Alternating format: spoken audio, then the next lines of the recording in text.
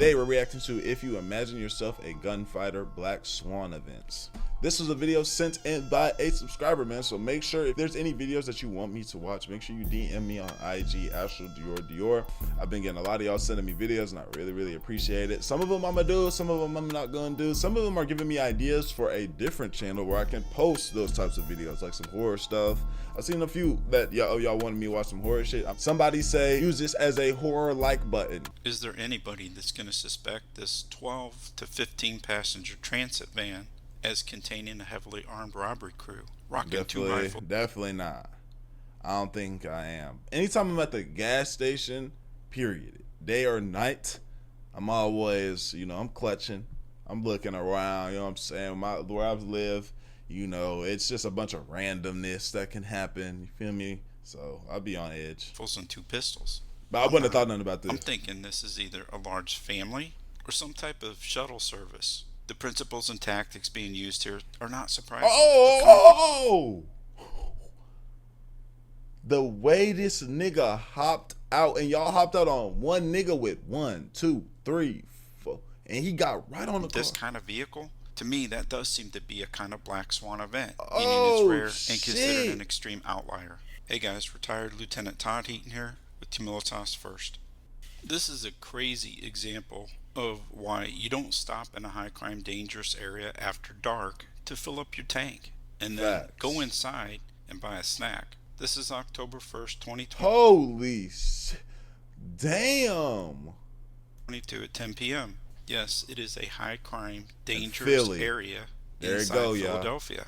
The video is kind of broken up, so we get what we get, right? But the news report says that after the victim exited the store and walked back to his car, that's the point that the 4 masked men with guns.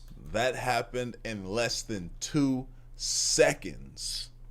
Niggas hopped out, gang on him in less than 2 fucking seconds, y'all. Jumped out of the white van and robbed the victim.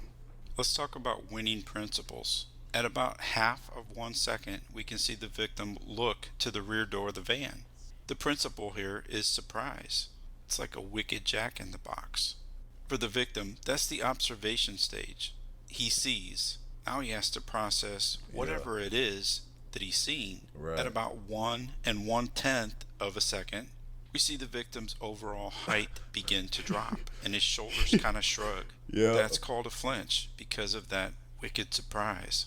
The victim, he remains in this shock and awe state until the 1.96 second mark, at which point clearly he's decided and he's begun to take action by turning and running for the perceived safety of the business. It's not going to be any kind of sanctuary for him. He's still going to get robbed of his material goods. So in what do y'all want from me that y'all needed, that it required 4 niggas to hop out on me? The guy is able to open the door, surprise, jump onto the hood, and then onto the roof, speed, and he's ready up, pointing the gun at you from about 1 meter away. That's violence of action. Surprise, speed, and violence of action. That's the winning principle. This is within just about anybody's competency range, including those who haven't developed any hard skills at all, especially if he has the gun oriented at the victim's upper torso juxtaposed to his head, because the head's a smaller target. There'll be some people that are like, that's why I carry a gun. Okay, you tell me what you're going to do in this situation, because the winning principles, surprise, speed, and violence of action, were executed very efficiently in this case. You might call this sinking the ambush in deeply. Unjust criminal aggressors, robbery crews were able to sink the ambush in very deeply, stealing time away from the innocent person of goodwill. First they steal time, then they take whatever they want, maybe including your life.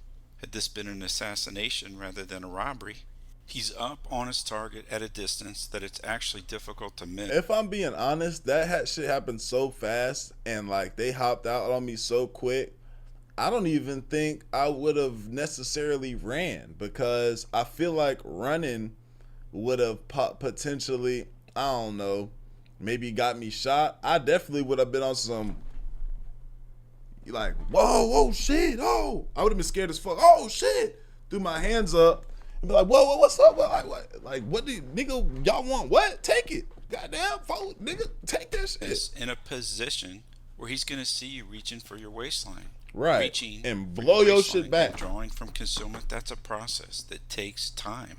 Do you practice it? So what's your time that you can consistently and repeatedly get that gun up the first shot? Your action of going for your gun is not going to beat his reaction of pulling the trigger in this particular situation. Fact. Action beating reaction has limits. This is most probably outside of those limits. Then it's a gamble. Does he have the will to pull the trigger? Unless he starts shooting me or some other extenuating circumstance, I'm going to comply 100% during the initial part of this violent transition.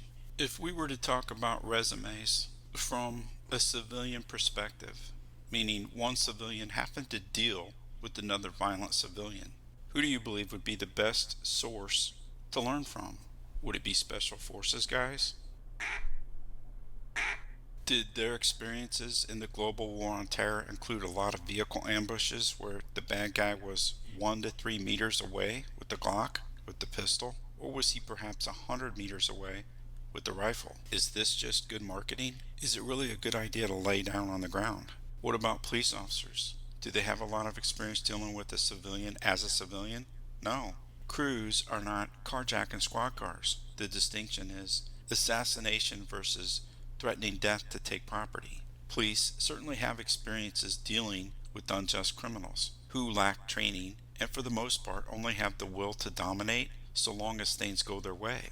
They don't have the fantasy of dozens of virgins in the next life like the bad guys that our military had to face. We're talking about apples and oranges. Doesn't policing currently have a massive crisis? I have that gun. I was looking at this and I was like, yeah, I got this. Yeah, I have that exact gun. Leadership, which of course is going to impact training. Yes, it does. So as a policeman, it's arguably better to get out of the car, regaining mobility, rather than desiring to fight from inside the coffin. But as a civilian, it might be better to fully exploit the focal shifts and the obscured views of a transition like we see here, with an officer in an unmarked car working surveillance in an alley in Louisville, Kentucky. Whoa! Oh shit! Hold on, run that back. Car working surveillance in an alley in Louisville, Kentucky. Boom, boom, boom, boom, boom, boom, boom, boom. Oh my goodness. The tactics at work in a carjacking are not going to work if it's the assassination of a police officer. These are radically different circumstances.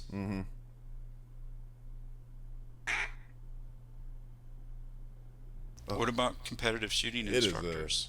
Could they be the best source for a civilian as it relates to developing hard skills to a very high level? Yes. Tactically, it comes down to that individual's experiences in solving violent problems with force. I want to be able to do this, y'all. I want to be able to pull my shit just like that. That's hard. So can we take what's good from all of these potential sources? Yes. For at least a few years now, we have a group of guys who are pushing hard skills over and above tactics. These people like new things. That's novelty. Or firearm safety rules. The most important. They smoked that nigga? Or they just took his wallet? What did they do? Thing is that we come to know the principles, the underlying fundamental principles.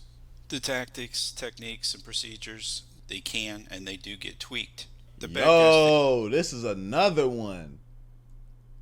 This is so like you don't even peep. They just pull up on your ass and hop right out. They just learn from the good guys. And vice versa. Oh my God. It's a violent back and forth game that we play. It's like the core tenet of all problems related to security. Go ahead, build a firewall. Guess what? The hacker is going to find a way through the firewall. And you're going to have to build a better one. Then they're going to find a way to hack that. It's back and forth. So if the people that most frequently actually use violence out on the streets in cities and urban areas, if those are bad guys, unjust criminal aggressors, predators, they're the ones doing all the crime. They shot them? We should study how they do what they do. There's 3 ways that come to mind to how to gain experiential knowledge. 1, you do that thing.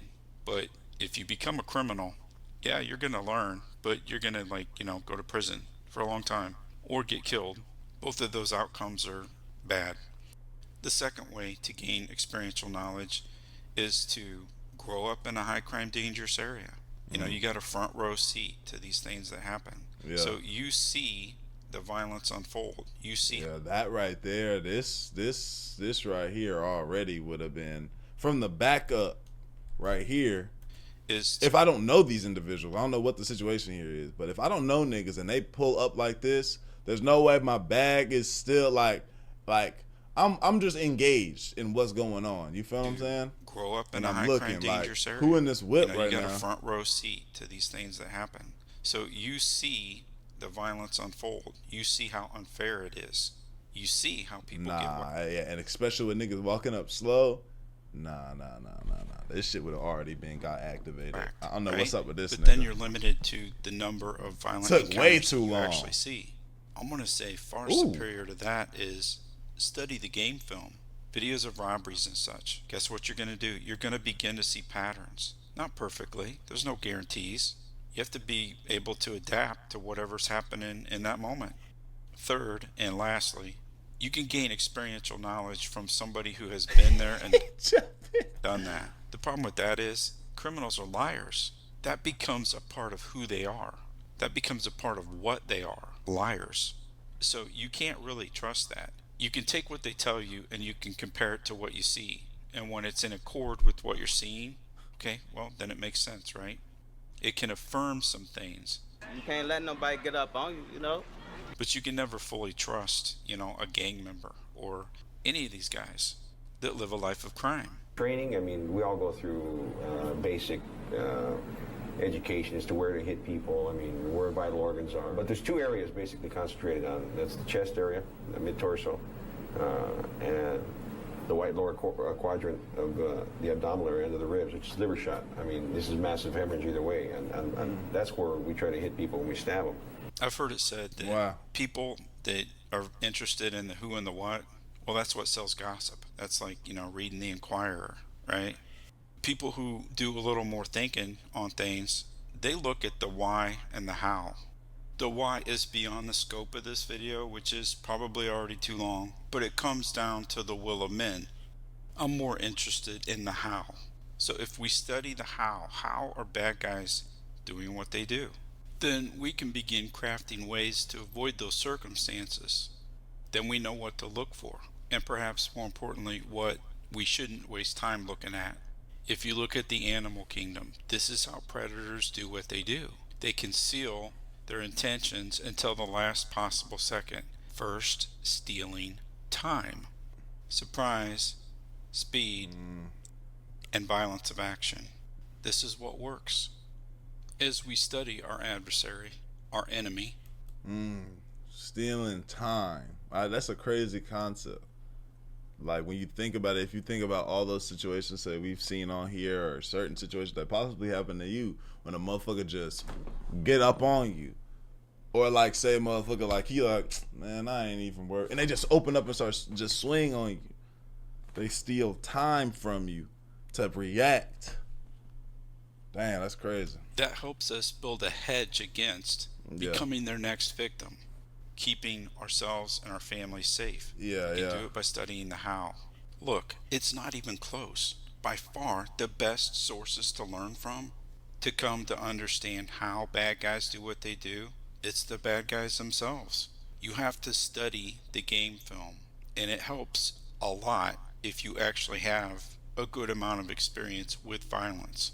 Otherwise, you're going to have some gaps. And think about what every time a nigga say, it's like, it happened so fast. It happened so fast. Damn, that's crazy. Let me know what y'all think of these types of videos, man. If you want to do some more of them, like the video, sub up, comment up, binge review on your channel. I love you. I appreciate y'all. I'm grateful, man. We gone. ADD, lad, do it.